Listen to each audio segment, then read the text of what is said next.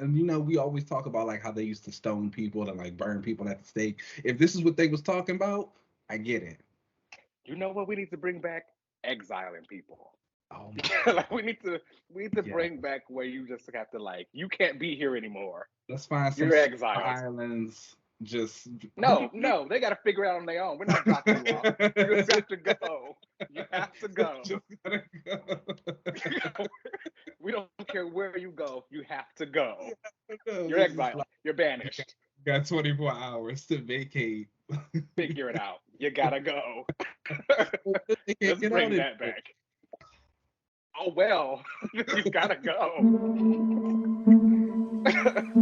I'm sorry. This is where I am with it.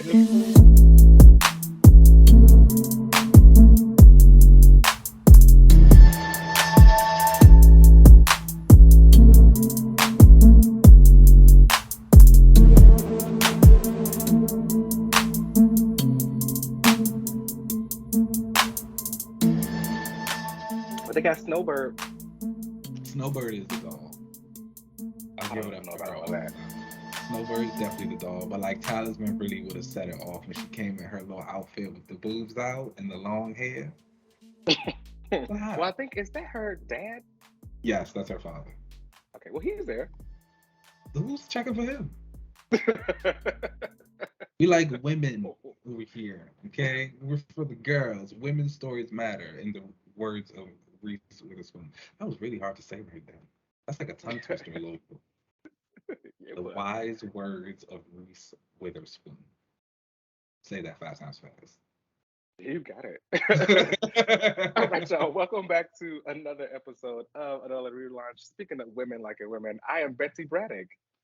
Oh, period. I am Anansi, the spider god hero today from Static Shock. Ooh, A debut appearance this week that we're gonna be talking about a little later. okay. Oh, you read that. Oh, great. Oh, that'll be Yeah, fun. Talk about later. Yeah. I'm yeah. glad you checked that out. How are you?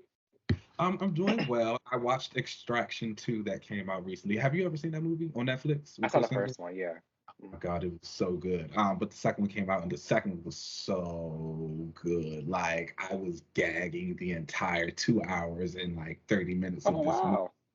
Well, not the entire. Let me not say that. The first 30 minutes was kind of like, all right, what's going on? But once it got started, it got started. It was really like cool to watch the camera work in this as well. You play video games, so you know what I'm talking about. You know, sometimes in like first person shooter games that have like those story modes, how the camera like follows the protagonist through and it's like doing a lot of cool turns and tricks. Think of something like The Last of Us, the game Yes. when they're like trying to escape the zombies and like Joel's driving off and stuff like that. That's what a lot of this movie felt like.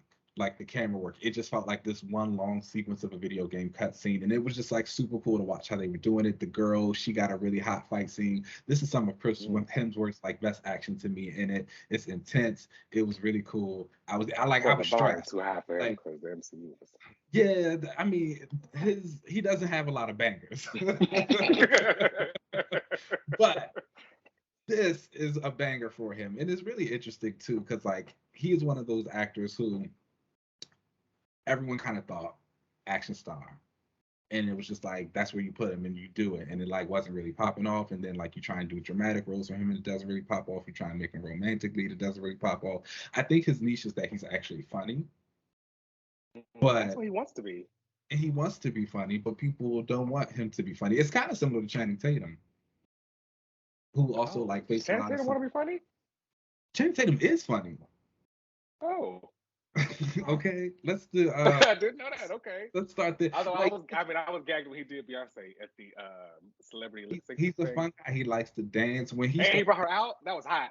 When he Like starts what? He doing brought more Beyonce comedic out. roles, This Is the End, 21 Jump Street, all those type of films, like that's when his career kind of like started popping because he was another one. They were trying to make him the action boy. It wasn't really clicking. They was trying to make him a drama lead. That definitely wasn't working. Remember, he kept talking about trying to be Gambit, and like everybody was like, please For stop. years. You know what I'm saying? So shout out to them. Find funny works. Then he was Hot. dancing for a little bit, The dancing worked for him too. Magic Mike, that was that banger. and his all the step ups. like 50 of those movies. That was a time. Remember, that was just a time when like everybody was like obsessed with dance.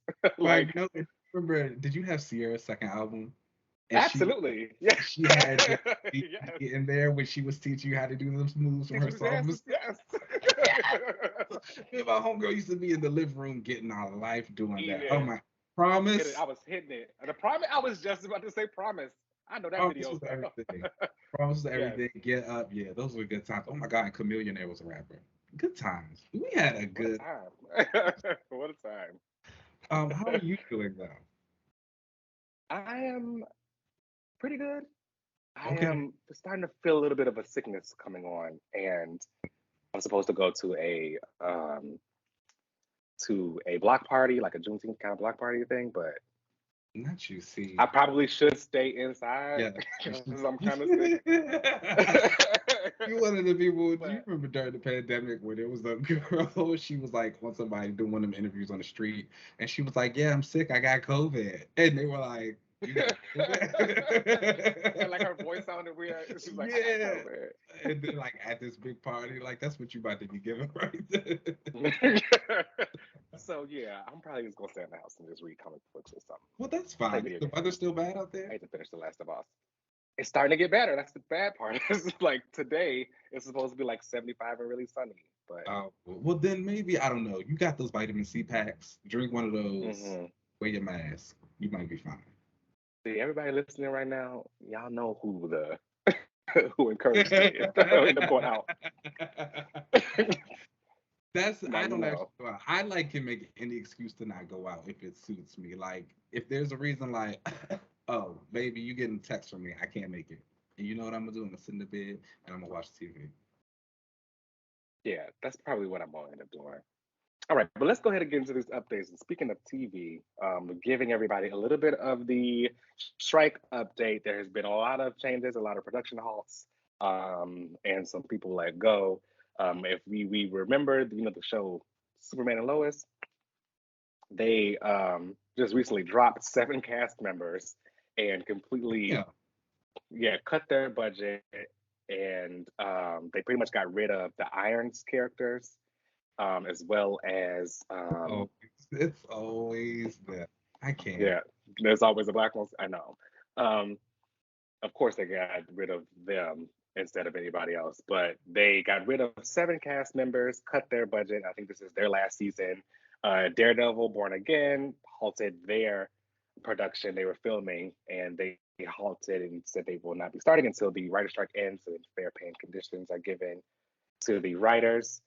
Um, Gotham Knights was canceled.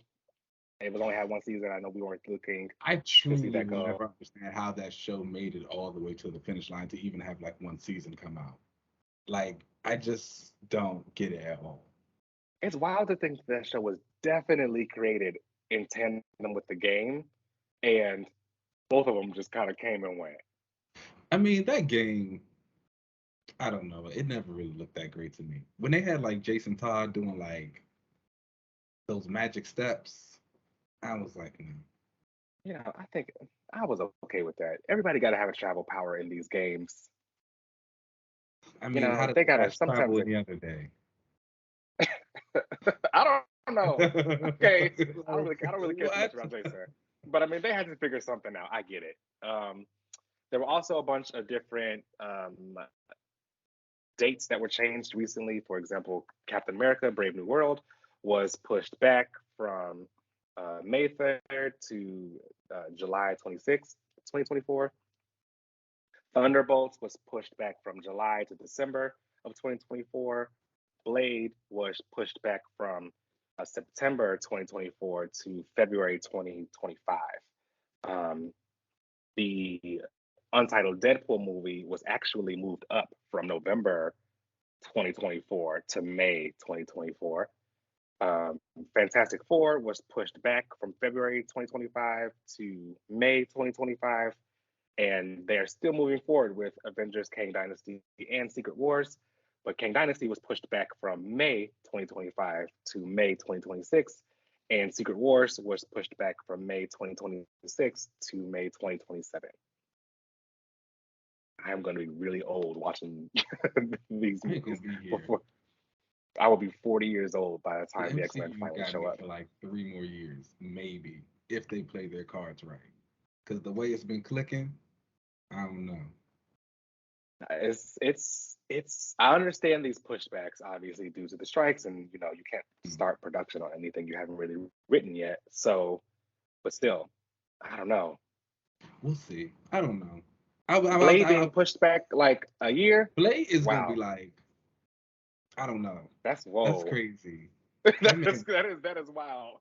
Like, and they got a cast: Delroy Lindo, Mahershala, Mia, Aaron Pierre. Although I did hear a rumor that Aaron Pierre was cut from the movie because whatever the writer, one of those writers who quit, whatever their story was for it, involved him, and whoever came on afterwards when Mia Goth got involved, that story doesn't. So he might not even be in it anymore.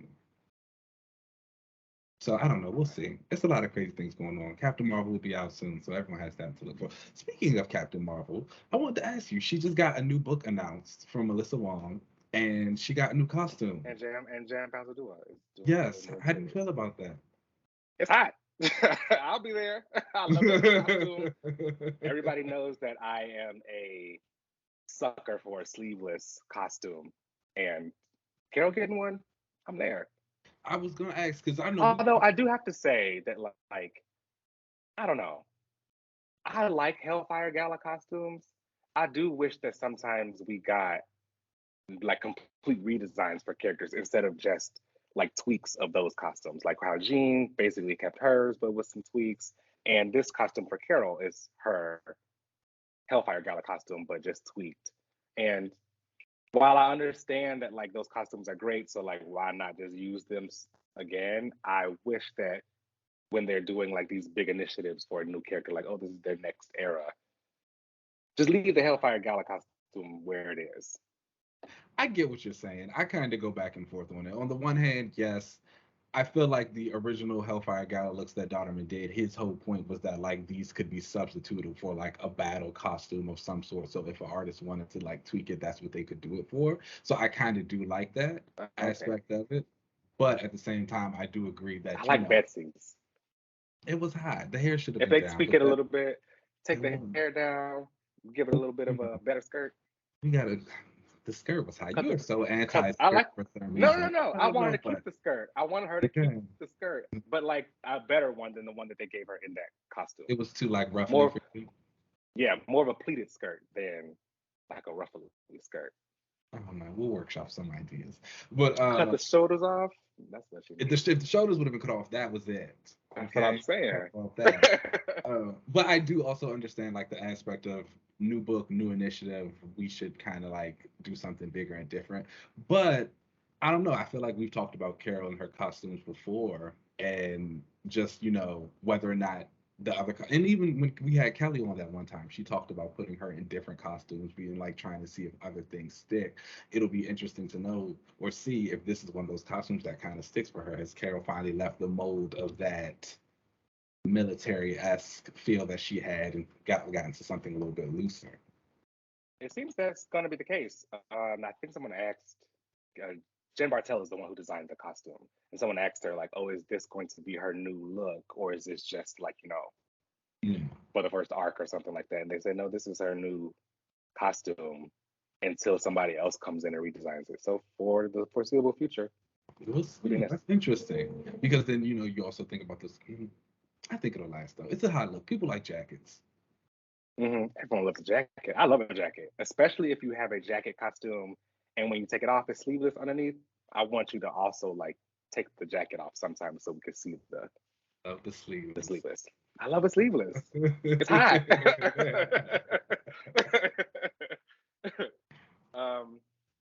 And we did get some rumors about some of the DCU things that are going on. As we know, they're going to be starting a whole new thing after The Flash. There'll be a whole new timeline, I guess you can kind of call it, new movies, allegedly, which kind of doesn't really make sense to me.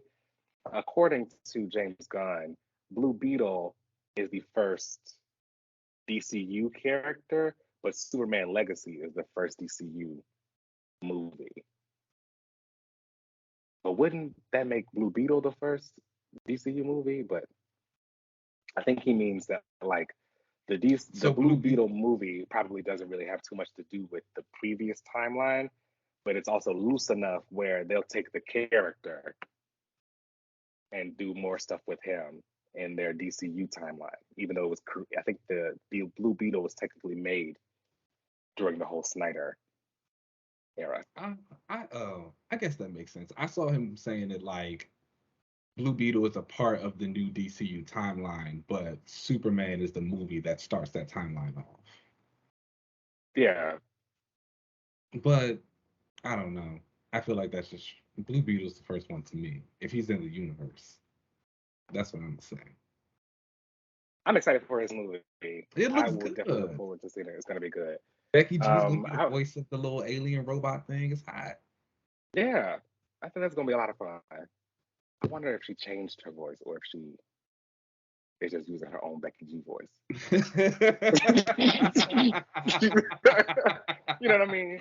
Like, did she like try to do some voice acting, or did she just Becky G? I don't know why that was just so funny to me, but just hearing like I'm just thinking about Becky G talking. Just think about if you in like you're a superhero in your like powered up suit and Becky G is talking to you. Yeah, that's gonna be interesting to see. I think they like did something to her voice. Like I hope it just ran through something and altered it. That would be. But here are some rumors that we did hear about some of the DCU movies coming out.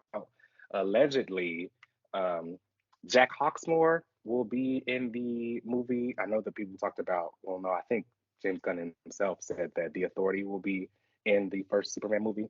Jack Hawksmoor is the one I talked about, the powers in the city, and like I don't understand how it works, but like that's who that is. And allegedly he'll be portrayed by a Black actor. They also have the Engineer will also be in it. The Engineer is the character who she like is a kind of a cyborg kind of thing. She changed all her blood is like nanites, and she's got this like robo body. They will also have the Doctor in it, who was like the magic user. He's got the big cool powers that he shows is like basically Doctor Strange.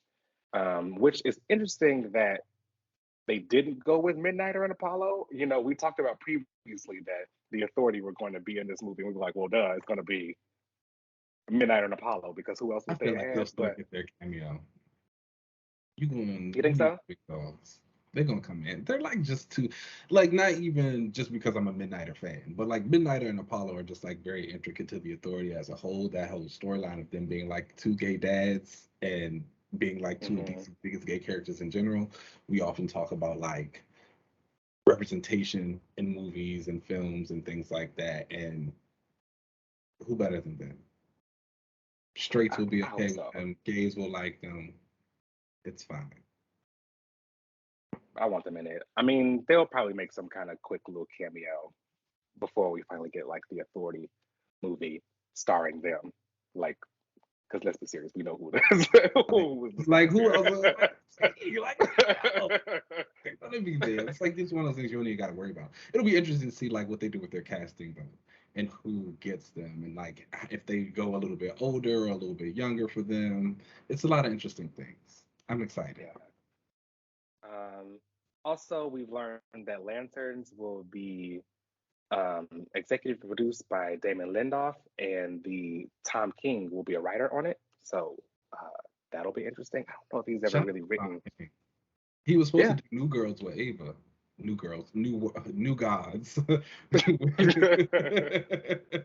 Always the girls, but you. I don't know what to tell you. With Ava, but we know that got scrapped. Right. It looks like they kept them and just moved them over to Lanterns, which is the Green Lantern movie about, I think it's Hal and John, even though it's supposed to be originally just John, but we moved. They've also talked about the Supergirl movies currently being written. However, obviously that is going to be delayed, and there was going to be a Clayface movie as well. So see about that. I think that's the movie that's going to be more set in the the Batman universe, because I think those movies have their own That's timeline. that's a high universe, so I'll be seated for that. I won't lie. And I kind of like Yeah, Clayface. He's a cool villain. he's a fun villain. Yeah. I do wonder how they're going to really show his clayness, the CGI for that. I don't really know how that's going to look always on You screen. know, they've been doing all this stuff. You know what they really need to do? Resurrect the Swamp Thing. Let's get that back. Oh yeah, Because that was a show that was done very dirty, and I will always stand for justice for them. And it was a really good production, and just like how they were treated in that whole like issue with the money and all that stuff. Let's bring that back. Let's do it right, because it was good, and it deserved I it. forgot about that show, but I do remember that people like loved it back when it was coming out. It It got a was lot of like amazing. good It praise. was so well shot. Like the effects looked good. Swamp Thing looked good. Like it was just good. Yeah, God, that's back when that app was doing a lot of different things. that app was doing a lot of things. it's not. It's still a great app. I like it. But all right, y'all. Let's go ahead and take a break, and then we'll come right back.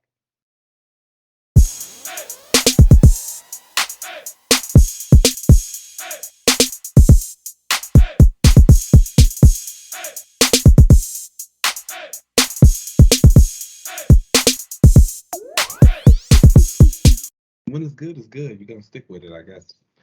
All right, Yeah. everybody, welcome back to another cool week of wonderful, wonderful comics. We're gonna get to some quick mentions really fast. Doctor Strange #4 came out. That was the really good issue. That was Wong and his wand missions, and they're doing like the Oh, magic I like stuff. Wand.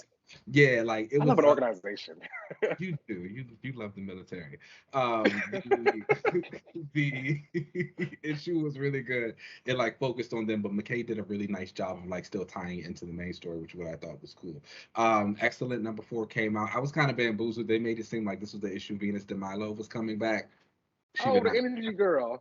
Yeah, she did not come back. They were still like, "Oh, we're still waiting." I was like, if she's not back by issue 5, somebody got Bamboozled. something. Wasn't she on the cover? Yes, like that We was had to like get you. literally at the end of issue #3, there's like this big spread at the back. It says next issue, Venus de Milo returns. It's like, Get oh, you. okay, whatever. Moon Knight 24 comes on. That's going up to Moon Knight 25, which is signifying the beginning of the end for that run. Layla's going to be making her comic book debut, so be sure to check that out next month. Um, Black Panther had his new #1 debut from Ewing, and I'm sorry I forgot the artist's name, but it's like doing his new stuff in Wakanda. If you're a BP fan, check that out. Captain America: Cold War Omega also came out this week. That finally finished off the event that they had been going through. It had a really good ending. This was like something really good. I think it did a great job of like putting Sam and Steve in their respective places as Cap, showing what they do, how they're different, and how they're able to like exist together and apart. At the end, they kind of separate a little bit. Read that, pick it up. The Patriot Boys did not appear, which was kind of sad for me, but we move. And then we'll get into our main books of the week. We'll start off with your reread, Annihilation Ronan, numbers 1 and 2, from Simon Furman and George Lucas. Go ahead, let us know. All right, y'all. So like, I know I told everybody I was only going to be reading issue 1 this issue, but I'm going to be talking about issues 1 and 2 because initially this started off kind of boring, but then it got hot towards the end, so I kept going. And so to kick it off in issue 1, I was kind of a little bored, but it's like Ronan basically going around and like judging people with his big hammer, and he has been exiled from Kree space, and he's like not a part of it, but he's still going around like I'm the big accuser, and people are like, you have no authority here. Um, so then he ends up going to this other planet, like again, still like trying to accuse all these people and like trying to like find the right people who he has to accuse. And then he like talks to this, like she looks like a little sentinel kind of looking girl, and her name is Tana Nile. He's like working with her to figure out like he was exiled and she was someone who spoke for the prosecution against him. He wants to find her and be like, you need to tell them the real truth, like that I was actually like helping the Kree because he's been banished for treason.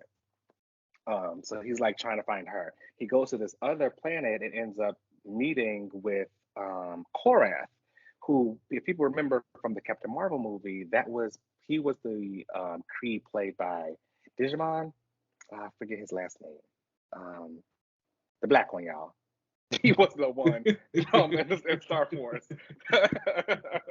who he played Korath, and I wasn't really sure this was giving a little homosexual the way that Oh, they were okay. kind of talking to each other. So he like runs into Korath on this planet, Ronan, and he's like, Korath tells him, "I always believed you, like I was always on your side." And he takes him back to his like own hut, and he's like, giving him the lowdown about how the Kree were basically destroyed back during the Operation Galactic Storm story. Like their planet was blown up. So he was like, we've been on the outrun since then, and then like the Kree separated from the Shi'ar once they finally got their like freedom back from the Shi'ar. He's like, but I'm still exiled, like because for some reason they look at me like a traitor. So I'm like trying to prove myself out of here. Then their place gets like destroyed by who? Nebula.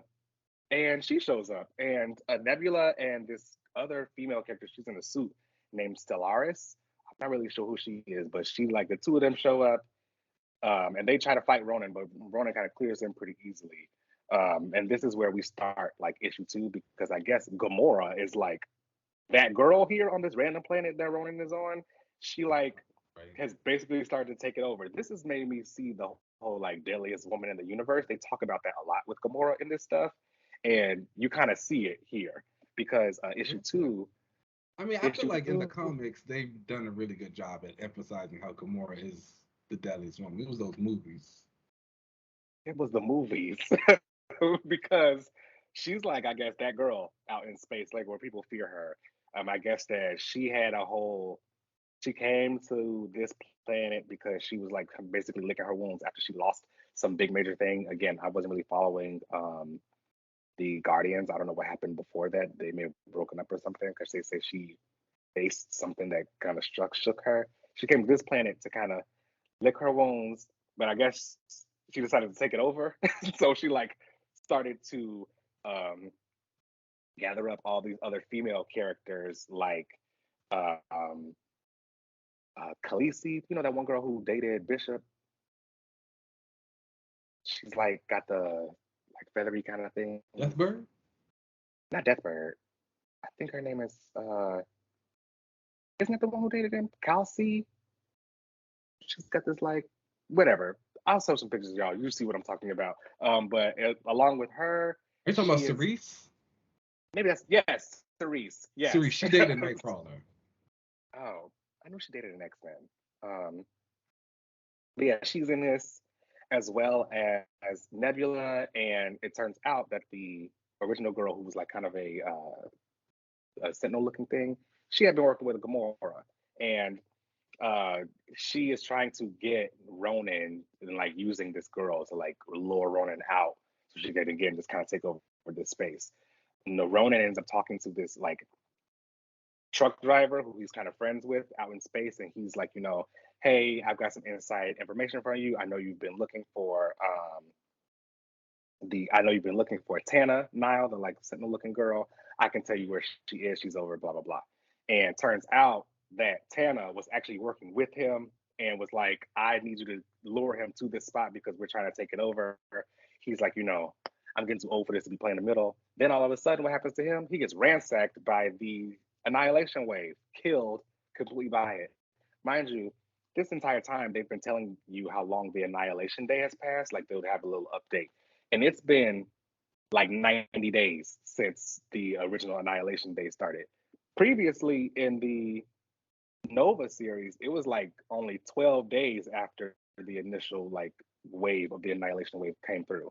So it's wild to think that like they've been in this other part of space just like not even realizing anything, all this crazy stuff is going on like in the other regions of space. And then that's kind of how the issue ends, where we kind of see that the Annihilation wave has started to hit their area. And Gamora and Ronan are starting to fight. So we'll see like the next issue is about their fighting. Well, that sounds interesting. She's not wearing a lot of clothes, which is wild. She's literally in a bathing suit. Is it that green outfit? With the yellow trim? That was hot. Mm-hmm. She's literally wearing nothing. Is this kind of your like first big interaction with Nebula? Yes, actually, outside of like some other stuff where I've seen her in, I think she was around for the original Infinity stuff. But like this is more like current, quote unquote, Nebula stuff that I've seen. Are you liking what you see so far? Or what you It's see so been far? it's been more eye opening with the whole Dillia's woman thing because she truly did like take over this whole like sector of the planet. Was starting now she's luring Ronan out so they can fight. So she can continue to take over this stuff. It has emphasized that parts of her that I didn't really see before. Okay. What would you rate these? I'd honestly give these a 3.5 out of 5. Both of the issues, they've been a lot of fun. Again, I told you, like, issue 1 was a little boring because I didn't really care too much about Ronan going around accusing people and doing that whole thing. Once it kicked over into him dealing with Gamora on this island, as well as, like, you know, little homosexual things that was going on with him and Korath and that stuff, then it started to get a lot better. Okay, cool. All right, well, moving on to our next book of your reread, The Authority #7 from Warren Ellis and Bryan Hitch. Speaking of homosexuals. Yes, speaking of homosexuals, this issue is about my favorite homosexual doesn't show up until towards the end. We'll get to what he does in this. But this issue opens up and we see that the Albion people are basically like I've been talking about these blue aliens that were in the alternate universe. They had already come into contact with that Earth, and like they did this in like the 1500s. So like just things in that Earth completely look different because they had aliens or whatever in the 1500s. But they are having problems reproducing, and now they want to like go on to another universe and see if they can basically try to make more of these blue-skinned like aliens. They've already ransacked most of their Earth. Back on ours, we see Jenny Sparks talking with her ex-husband, which he's one of these Albion people, and he's like locked up in this cell. He's like, you know, I always know that you liked how clever I was. That's why you always loved me. She tells him, there isn't anything that I loved you from the waist up. Like, that's all this ever was. And she's basically talking to him to kind of figure out, like, what is going on? Why are they trying to break into our Earth?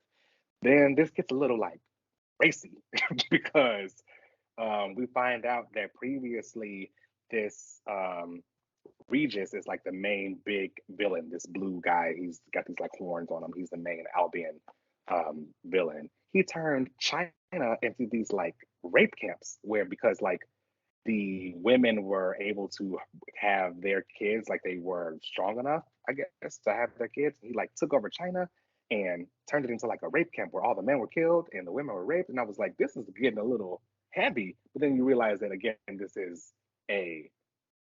I guess technically like it's a Wildstorm book. It wasn't really like a DC book, so they were Yeah, allowed to, they I can get a guess, little get bit more this. extreme. Yes, and then what happens? Of course, another breakthrough, but this time it was all over the world. It wasn't just he wasn't just destroying LA this time. So we see that the Albion people have punctured through Earth. They all over the world. Apollo is like, hey everybody, Jenny Sparks, you need to come back because we have these breaks happening. And then what happens? They use the Albion people break into the carrier, and now everybody's fighting on the ship that they're in, and they're kind of losing. But Midnighters doing some really cool fight scenes. They pretty much fight for like 6 pages, which I miss when this would happen in comics where we were An like extended fight constantly scene seeing always gets you. extended fight scene is hot, and they're all like struggling with these people because it's just the city boy and Midnighter, and Apollo is like he's handling his own, but all of a sudden city boy is like, hello Apollo, like in this you're the like supposed to be our big cannon, like in this. And Apollo like explodes all of his sun energy out and pretty much defeats everybody there, but that spends all of his energy. He passes out.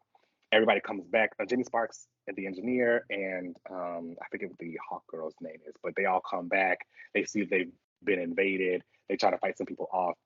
Jenny Sparks is like, Apollo, I know that your body is down, but like, you gotta get back up. I know how your powers work. If we sit you out in sunlight for like 2 hours, you'll be back up to 100%. Somebody open a portal to wherever the sun is right now. Midnighter is showing how much he really cares for him and is like Apollo, this is my man. Like y'all are doing a lot to his body. And Apollo was like, I can handle it. Let me go ahead and do this. And Midnighter's like, I'm gonna go with you. So he takes him to this portal for him to see how he can get more sunlight. And then the issue kind of ends. So we'll see what happens next. Again, fantastic issue. A little bit more racy than the previous issues, but again, this is a Wildstorm book, not a DC book. Apollo cleared, so I've been having a great time with this reread. Midnight had some really cool fight scenes. Even the City Boy, he said at one point he was like, everybody came back and was super worried about Apollo, and he was like, I almost got my head chopped off, and everybody's worried about the kid who is invulnerable. Like what? It helps when you're likable. Hold on, quick question, because I just thought about something. Well, while you were talking, I was thinking about something. All those times when you were just talking about Nebula in that Ronan story, were you calling her Gamora, or was Nebula also in the book? Because when I asked you if you like Nebula, you was like the deadliest woman. So I think that's. Oh my fault. I meant Gamora. And that's I'm sorry. That's just been sitting in the back of my mind for a little. Okay, but no, going back to this. But yes, good times with the Authority. I love that. I'm excited for you. You still liking Bryan Hitch's art? Yeah, it is still pretty great for this run. Like it fits everybody here. It doesn't feel as like, I don't know, some of the stuff more recently just look, the bodies and stuff look weird, but it fits here. Okay, what would you yes. What would you rate? Like a 3.5, maybe a 3.75 out of 5. I really enjoyed this. The fight scene and stuff was really cool when they were all like trying to prepare to go help everybody on the outside, but then surprise, they were getting ransacked on the inside too. All right, well, jumping back to the present, we have Captain Marvel number 50 from Kelly Thompson, Javier Pina, and David Lopez. And this is the big finale of Carol's run. In her first book to get to 50 issues, yes? Yes, it is. Yes. Cool. And I believe like the longest running Captain Marvel series. So shout out to that. This is basically like her wrap-up issue where you kind of just see how she's going to be going forward from here. It opens with her at it looks like an AA meeting. I'm assuming it is one. And she basically is listening to someone give the kind of their story, and then she like flies away because she's just feeling a way about everything that happened recently with Binary being killed. She kind of really can't get over it. It's like really grief for her. She ends up going to the planet where she was buried and has like a really heart-to-heart moment with her sister, L'Oreal. L'Oreal's like, I know what to help you. I know you probably want to punch something. Let's go. She takes her to this planet, which is having a war, and takes Carol out there and lets her like just help everybody there. And back on Earth, we see that Spider-Woman and Hazmat are trying to throw a party for her. They call Jessica Drew, She-Hulk, and Monica Rambeau. They all come and help the party. And then later they have this big party, kind of celebrating Carol coming back to Earth. Right now, Carol don't really want to be at the party. She's kind of off on the rooftop. There is a cute moment with Kamala Khan as well as Photon. They have this like moment where you kind of see like some hints of like the Marvels being formed. Even Kamala called it. She's like, "Oh, the Marvels! Like, can we be a team?" But she's like, "No." So I thought that was really cute. Yeah, and then you see later in the issue, she wasn't really feeling the party. She's still feeling kind of down. Spider-Woman ends up helping her with Doctor Strange. They take her to this like bar, this magic bar, which I guess we had seen this magic bar before earlier in the run with when Doctor Strange was around, and they went to this during the magic arc. They went to this bar where like only magic users can get in, and Carol was like, Spider-Woman, you took me around two things that are terrible for me, magic and drinking. Like, how is this going to help me right now? And she was like, be quiet. Like, I'm helping you. It's going to help. Because I guess in this bar, there's this like room. If you go into it, you can like, I don't know, it's like magic.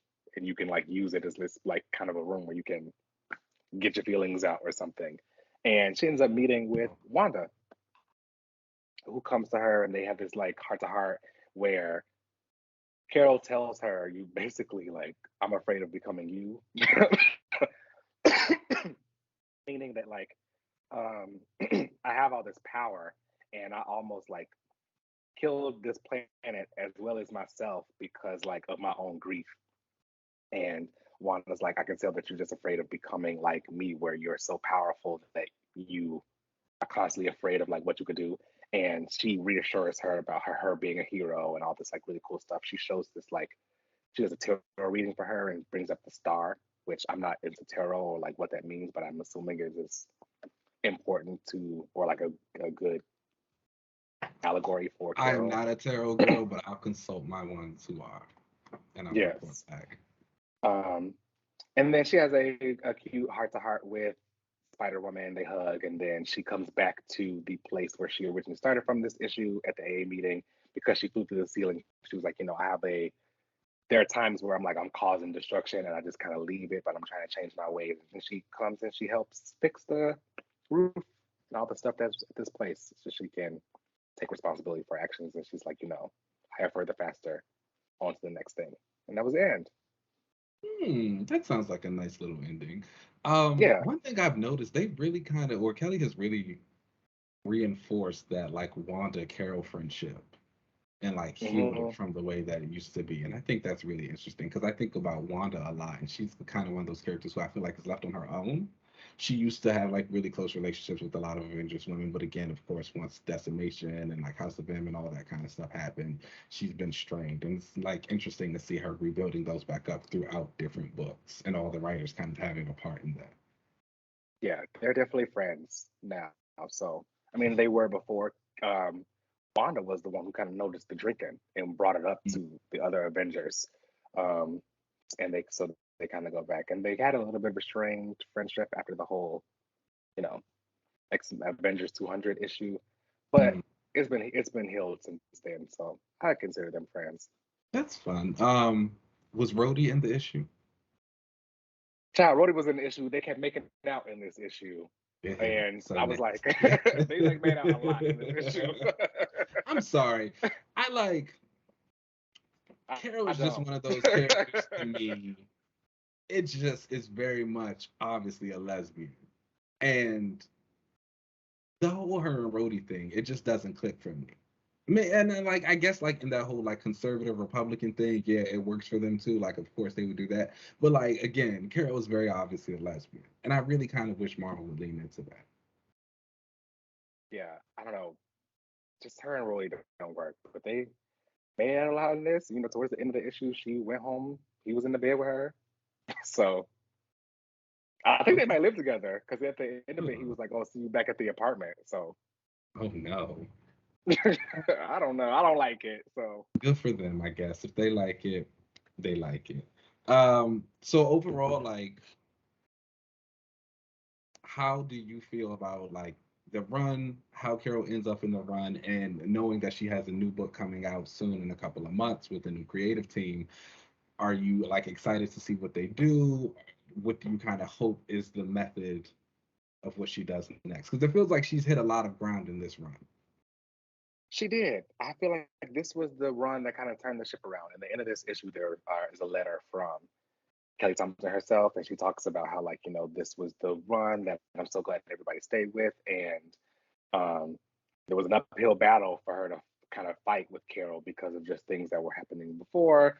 But I think this issue, this run, has really kind of changed the perception of all of that, and I'm excited to see basically how that's kind of furthered and again pushed more with her next one that kind of comes out in September. I'm not sure exactly.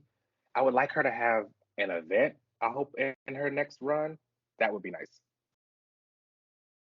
What do you think, or who do you think is probably like the most impactful villain that she had over this run? I would say Vox Supreme. He has probably been the one. He was the one that he was an old Kree / Inhuman scientist who uses this like black goo machine. I'm sorry, not machines. This black goo that can control the person who is inside of it. He was the one that made her fight all the Avengers. He was the one that had all the other Marvels in those suits, and she had to fight all of them. I think he has been the most impactful, as well as Star. Star and Box Spring. I do remember you used to go up for Star real heavy. Well, all right. Yeah. 50 issues of Carol. 50 That's issues. interesting. It'll be interesting to see, don't like, have it to their name. They don't. I can tell you that right now. It'll be interesting to see, like, if the next one does it. Like, if we can kind of keep the, like, consistent momentum. Because, again, I think about something like Immortal Hulk that got up to 50 issues. And I feel like the few Hulk runs that have come after that, like, haven't really been able to hit that same stride. So, we'll see. We'll look for the future. Shout out to Carol for turning her ship around for some people. Next up on our list is X-Men Red number 12, and that comes from Ewing and Jacopo Camagni. And Genesis is coming, you guys. She is. Well, actually, she's here.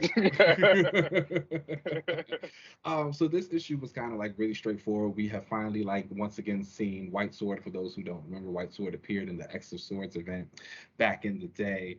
It was like 2 years ago. Time is kind of flying. Fast, yeah.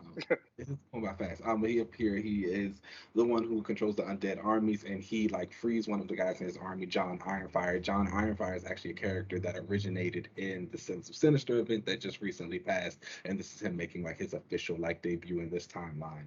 And John, they have, like, a moment, again, speaking of homosexuals, because it was kind of like it was giving a little, you know, it was giving we're roommates.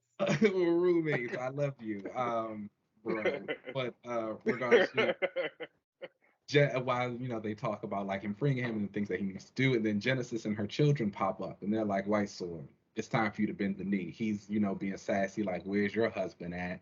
And I'm not going to run and things like that. She uses her staff, seems to put him down. We notice that John Ironfire has gone. He actually has his sword of purity. He runs for a really long time through multiple universes, through Otherworld, and he makes his way to Arakko, where he runs into, like, Storm and Sunspot and the Night Table and the people there. He's telling them that Genesis is coming. They kind of all have their little back and forth about what they were going to do. The Fisher King and him have words, because the Fisher King is like, oh, he reminds me of me when I was his age. And it's like, girl, we don't have time for that.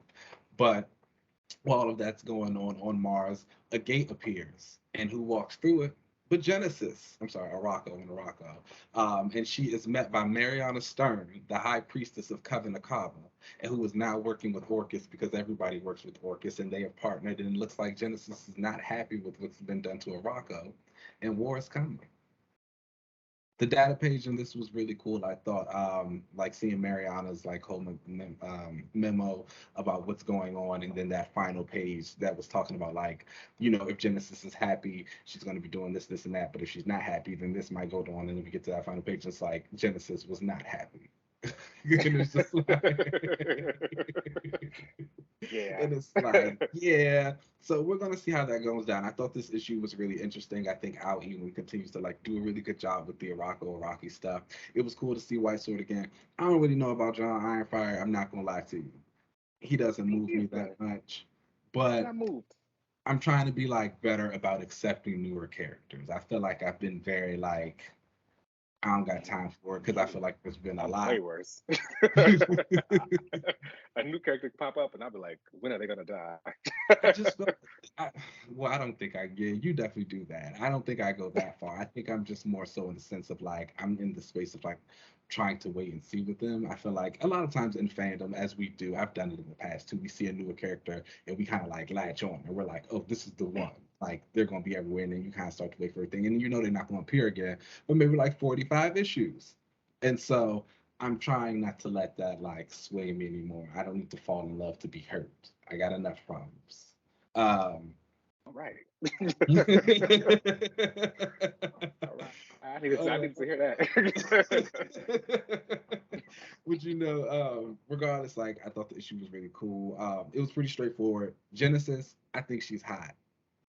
Mm-hmm. I'm sorry. I think with Genesis, since X of Swords, she's kind of been portrayed as, like, this character. She likes to fight. She is from the old ways of Arakko. Like, she's she's just got this plan. She's gonna do it, and then she has the Annihilation staff, which corrupts her and makes her a little bit more upset. She gets to Arakko. She sees things aren't really going the way. A lot of her people are dead. Her sister's missing once again. Arakko itself is in a coma. Like, the other half of the population left to go just be out in space. You know what I'm saying? Like, a bunch of them just died during Judgment Day. She's So probably like, what's going on? he's not happy. And Storm is going to have someone to answer to. And I'm like just really excited to see that confrontation and how that's going to go out. Because we all know and love Storm. And Storm's not really a girl who typically loses. But I don't know. Genesis isn't either. I kind of would not mind if Genesis becomes the new Callisto for Storm. Ooh, And that would be hot. And that's the beef that we get between the two of them. And it's just like, okay, girl, I'm coming to check on my people, and they get to fight them. That would be hot. There are a few things. There Heralds of Apocalypse issue one shot is supposed to be coming out next week, I believe, and that's going to discuss, or maybe in 2 weeks. But that's going to discuss more about like what's been going on in Ameth since they've left, and possibly determine where Apocalypse is, because we didn't see him at all this issue. I do also have some questions because Death was there with the kids, and technically, like the last time we saw him, he was locked up in Seva, so he would have had to have gotten free, cracked open the dry door rift, got back to Ameth. Like there was a lot of things there, so I'm interested to see how we got there. I feel like that's some of the stuff we just gotta assume happened. Like they just broke him out and got him, and now he's with them. Yeah. And you know, I believe that, and that's crazy because I can actually see that happening. So we'll see if that comes there. What would you rate this issue? I think I would give this like a 3.5 out of 5. I thought it was cool. Camangi's art I thought was like, it told the story well. I think sometimes like some of the proportions could be a little like strange. Storm's neck at certain points was looking a little thin to the rest of her that whole body. meeting during like that whole night table, I was like, Storm looking weird.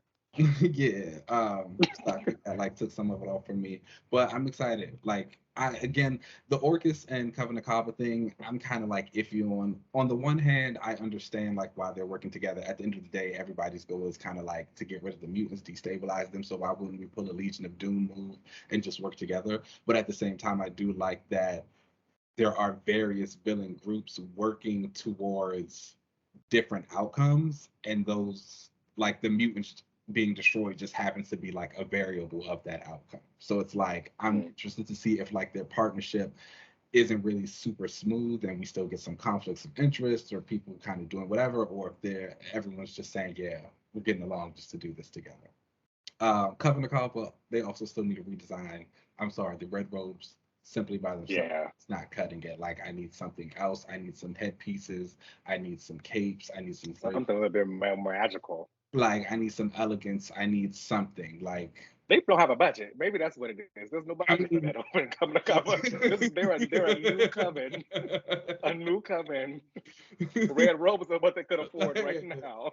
They went with the basic, most like normal things, robes that are red. I needed to stop. Mariana Stern, she is a nasty lady. She needs to get her ass beat. I said it here first. But I'm ready. I wish she had like a code name.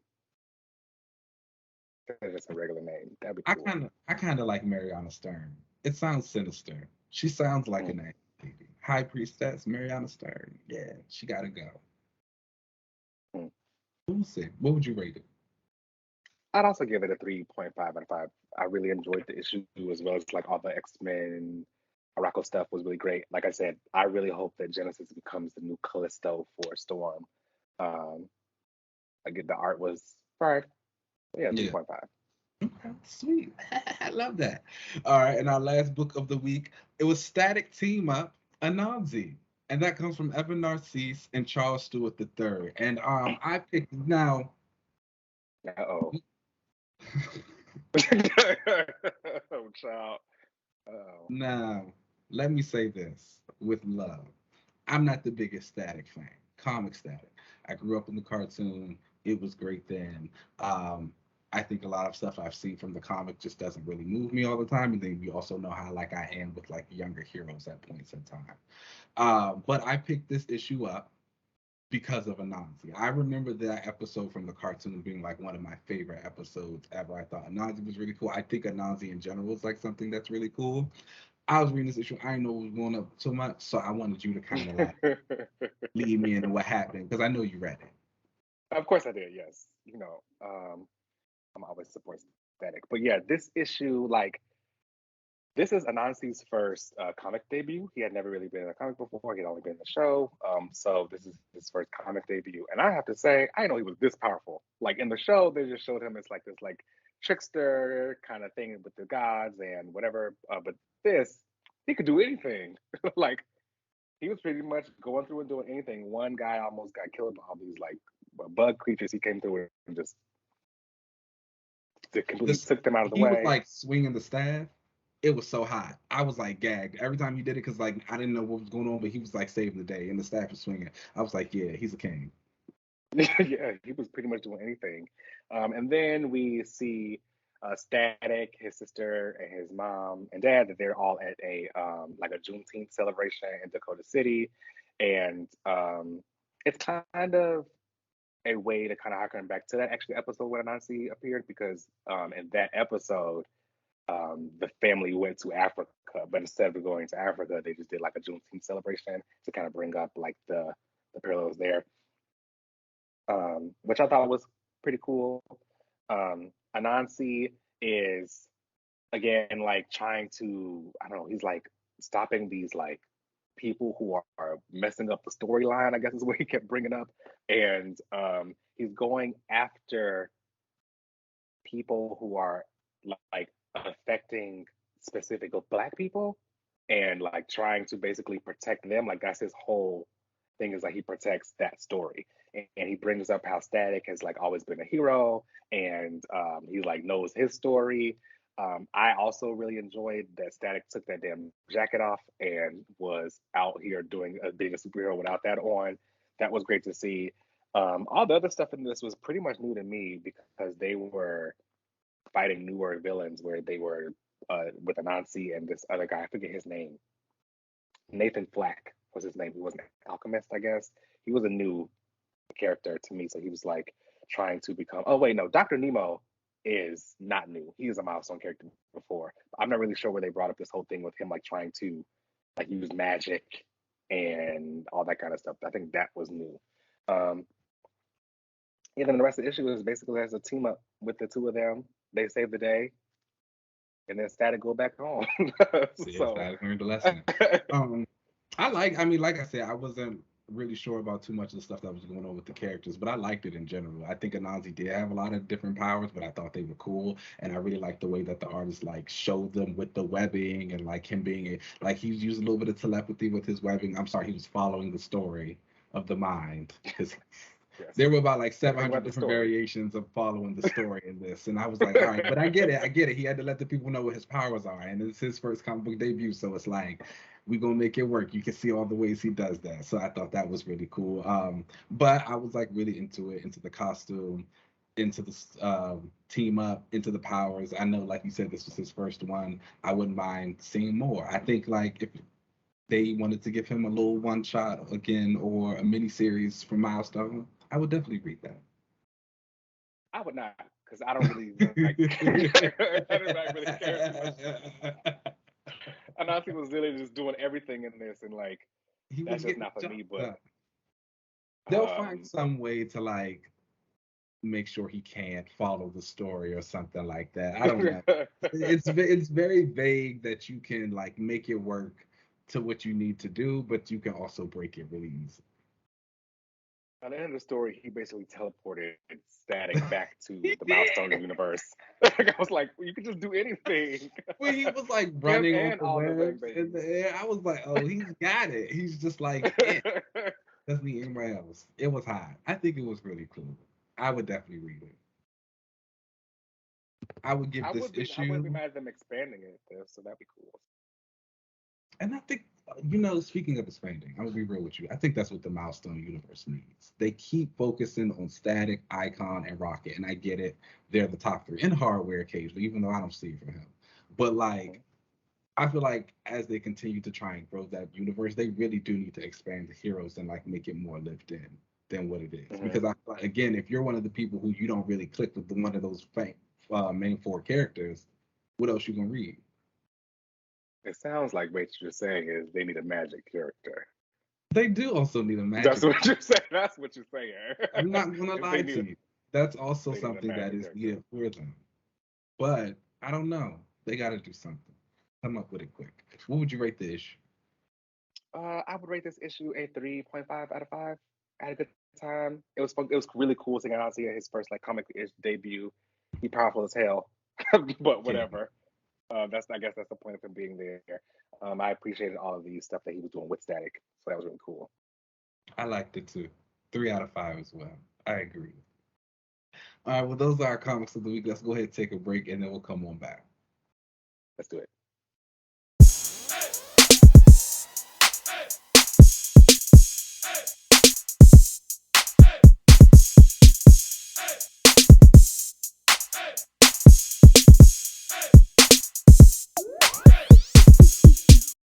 I tweeted the president, the vice president, and I said I need a ban on all interracial relationship talk. Yes, quickly. Everyone who talks about it get fined or something. I don't want to talk about it no more. Death penalty. Do they still do that? Like, we always talk about like how they used to stone people and like burn people at the stake. If this is what they was talking about, I get it. You know what we need to bring back? Exiling people. Oh my Like we need to Yeah. bring back where you just have to like you can't be here anymore. Let's find some You're exiled. islands. Just No, they got to figure it out on their own. We're not dropping you off. You just have to go. You have to go. Just gotta go. We don't care where you go. You have to go. No, You're this is exiled. like, You're banished. got 24 hours to vacate. Figure it out. You gotta go. They can't Let's get bring out that back. Oh well, you gotta go. I'm sorry. This is where I am with it. Anyway, welcome back, y'all, to the watch section of this show. And this week, okay, so we lied. Last week we said that we thought this was going to be the Erasure episodes. It was not. It is the Wonder Woman. It is the Wonder Woman, like, specific episode, but it is not the Erasure one. That comes a lot later. This episode was actually about Wonder Woman going back to Themyscira and having to deal with Felix Faust and some stuff there. I thought it was interesting. There were some cute little like Easter eggs at the beginning of episode 10. Oh wait, let me give the info on it. So we watched episodes 10 and 11. They were called Paradise Lost. They were directed by Dan Riva and written by Joshua Kerr, and these came out in January of 2002. Now, again, for this to be, over 20 years old, I would have to say that it still like holds up. Like the animation and everything still Beautiful. Really holds up. Yes, and I do when I read Wonder Woman. Susan Eisenberg's voice is like who I hear when I read it. Still, that hasn't really changed for me. Oh, that's changed for me. I hear Gina Torres. Oh, fair. Yeah, but that's she did her voice on the DC Universe online game and in a couple movies too. That is fair. She's who I wanted to be She-Hulk. And that was my fan cast for. I used to see that fan cast a lot back in the day. I really wanted her to be She-Hulk. A lot of people have always said that, and I think it was because she played a lawyer on one of those shows too, and so it was just like, yeah, that's my girl. Suits. That's the one. Meghan Markle. Blue Collar or something. Yes. I don't know. They had the hits. Yeah, that's what I wanted to be sure. Anyway, Paradise Lost, it opens up and there was some cute little Easter eggs here where there's this hurricane and it's called Hurricane Gardner. Guy Gardner. And Wonder Woman ends up saving this little girl named Cassie, who was actually Cassie Sandspark. And I thought that was like a cute little Easter egg there. But she's like having these flashbacks about Themyscira and her mom, and she's like going to go back to Themyscira and try to reunite with her mother. When she gets there, all the Amazons turn stone, including her mom. And it turns out Felix Faust had come there because he was looking for these like pieces that'll make this key. And he's turned all the women to stone because he's like looking to open the door to Hades. He says, Wonder Woman, like, you got to go get me the rest of these pieces or these girls going to be turned to stone forever. She starts, at one point, she goes after this one piece, breaks up like this whole museum, right? And she does some really cool moves against this giant like sword thing, which I thought was really funny when he like slammed her down to the ground. And when he went to go check out where she was slammed, he used his sword to like pick at the ground. Pick at her. But then she got up and like destroyed him. And Superman comes and he's like, Diana, girl, what's going on here? She's like, this ain't none of your business. Like, don't worry about me. And Superman's like, no, like if you're breaking the museum, like something's going on. Tell me what's going on. And she ends up calling the rest of the, I mean, he called the rest of the league. They showed up. They have a sit down. And it goes to show that, like, I like when there's a moment when the hero could, like, do the thing solo, but it's like, why would you do that solo when you are on this team? Like, you get this done faster with a team, especially if they are, like, a part of, like, a main superhero team. I remember there were so many people who would watch the Batman animated series and would be like, why doesn't he ever call Superman to come and help him do this stuff? So it was cool to see in the. Though to be Justice fair, League when show. Superman shows up and offers to help Batman, that's that. That is true. Yes. So And Batman, usually like just Superman, will there be for like, "Do flyer. you need?" Like he's standing there, like, he's like, "Do you need help? Do you want me to do something?" And Batman's like, "No, not at all. I got it." Like he's like fighting 10 people at once, and Superman's Yeah. like, "You need help?" But she ends up. Wonder Woman breaks the story down to everybody, and the Justice League is like, we'll help you get everything out here. We know Felix Faust is not, you know, a good guy, but we'll figure out how we can kind of help. What I'd also really like, I think this is one of my favorite like tropes for a like superhero team is when they like break up into groups and kind of have to go and do separate little missions and then come back together. You get to really see how the teammates kind of bounce off of each other, as well as like just That's why more. I always say I like small teams, because I feel like when you have small teams, you have like better chances to like, oh, we gotta like split up in little groups, do 3 or 2 or something like that, whatever. Like teams Mhm. of 6 to 7, really just 5 to 6. That's fun. Yeah, but I like with 7. I like 7 or 8, and then if there's missions where people kind of got to break up into pairs of 2 or something, I think that's kind of cool. Which is what they did here. Wonder Woman and Superman get together. They go off and find this one piece, but when they find it, like every other piece, and which is kind of a fun trope, where they get broken off and then they find the piece, but there's like a trap there, and they got to figure their way out of it.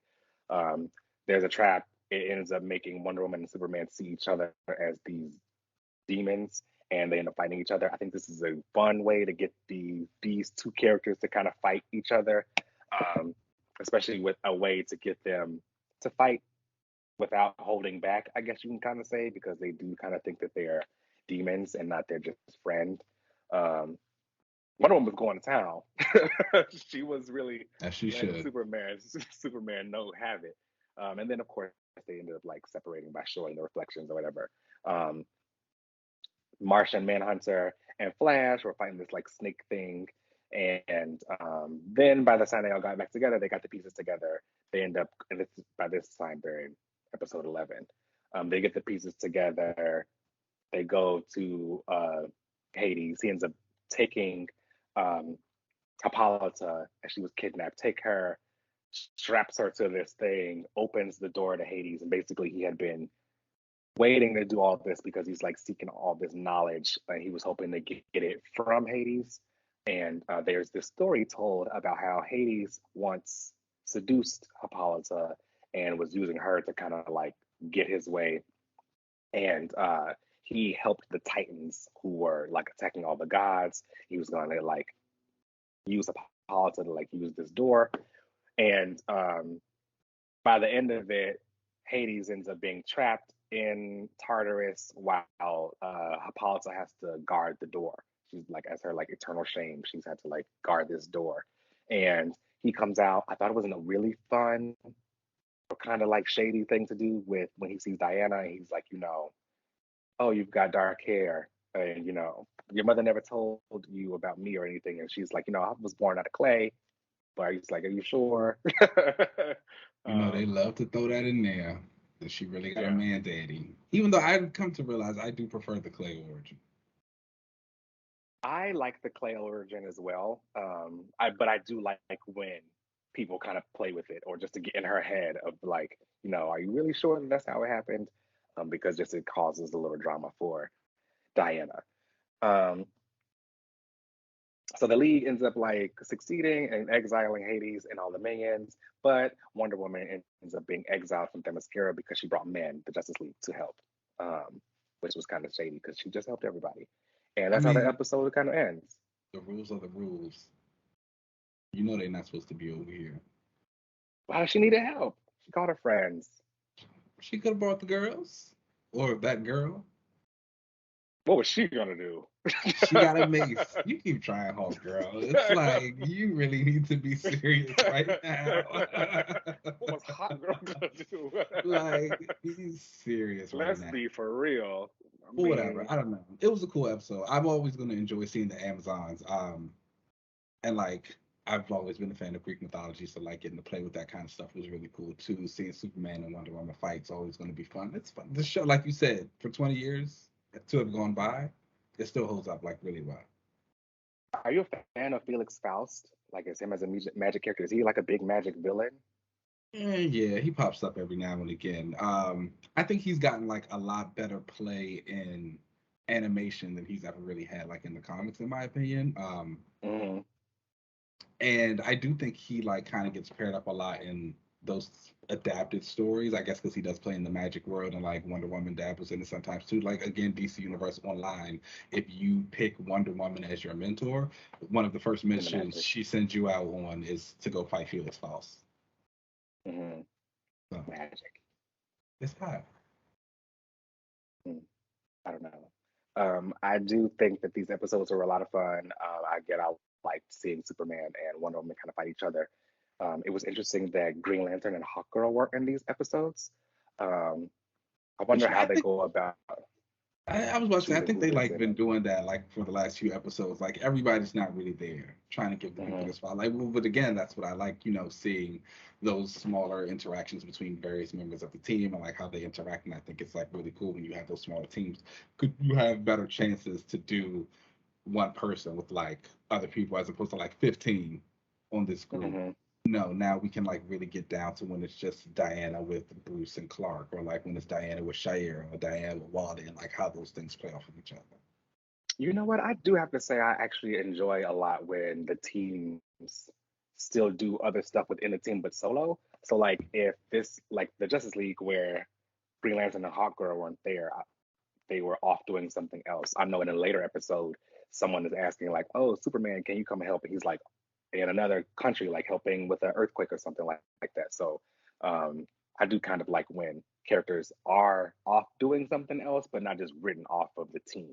They're just There's a reason for them busy to be helping gone. someplace. Like they still work. Exactly. They're on another. Exactly. But yeah, I enjoyed it a lot. What would you like rate these episodes out of 5? I would give them like solid like 3.5s out of 5. Like really good episodes, good fight scenes. Diana, I don't know, as a protagonist, she alright. To Diana. Yeah. Yeah, but it was cool to see the Amazons, and I thought them like kicking her off the island was like a sting that, yes, again, like you said, it was bad, but it's like it's not really. It's you kind of expect it, but at the same time you don't expect it because she did get the help to save everybody, but it's still like, well, these still the rules, sister. Yeah. I don't really care for Diana as a protagonist, but I do like watching her fight. That's always fun. When she lifted up that big stone and was like, "I am Diana, Princess of the Amazons. I won't be denied."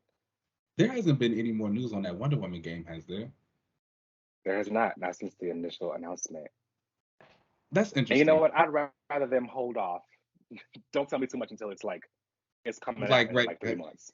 Well, yes, I do agree with that. You know how I feel about that. I would like to hear like at least this moving forward. I don't know if you saw the guy who's doing the Wolverine game. He just announced that like he just wrapped up his last project, so like they're officially starting to like work on that now and the development of that. And I feel like Wonder Woman got announced around the same time as him in that game, so it'll be nice to see. And it's like also because you think about Diana and kind of what they've been doing with the DCs over at Amazon recently, like with the Trial, Nubia, Yara, Escocitas, all of that stuff, and building on the mythos that she already has on top of that. It's like, what is this game going to be about? You got a lot to play with. There's a lot to play with there.